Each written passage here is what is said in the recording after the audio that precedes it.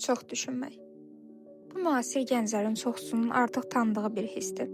Heç nə etmədən, bəzən də nəsə etdiyimiz an özümüzü düşüncələrimizin içində boğulmuş halda tapırıq. Evdə oturarkən, telefona baxarkən şuursuzca ekranı çeviririk. Amma orada nə olduğunu xatırlamırıq. Çünki düşüncələr artıq ikinci videodan sonra bizi ələ keçirir.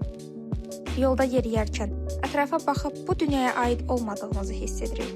Sanki bu nəsə aid deyilmişik kimi. Sanki bir gün bütün dünya yenilənəcək və hər şey yoluna girəcəkmiş kimi düşünürük. Bəzilərimizi maddiyat düşündürür, bəzilərimiz dünən baş vermiş hansısa hadisə. Bəzilərimiz özümüzü anlayandan nələrisə düzəltmək üçün doğulmuşuq kimi hiss edirik.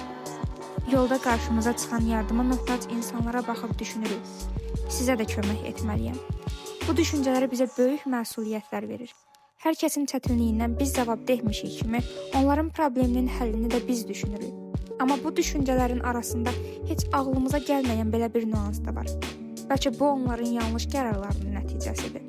Bəlkə bu onların komfort zonalarıdır ya da iradə zəifliyi. Bir insanın doğulduğu ailə, doğulduğu şəhər və ya ölkə, böyüdüyü mühit onun seçimi deyil. Bu qədərdir. Lakin onun gələcəyinin necə olması artıq müəyyən yaşdan sonra öz qərarlarından, öz seçimlərindən asılıdır. Çox düşünmək bizə heç bir gələcəyi vəd etmir. Əksinə, bizi keçmişimizlə və gələcək qayğımızla boğur. Bizə xeyri olmayan düşüncələrdənsə hərəkətə keçmək ya da düşüncələrimizi bir kağıza yazıb real olanlarını həyata keçirmək daha yaxşı olmaz sizcə?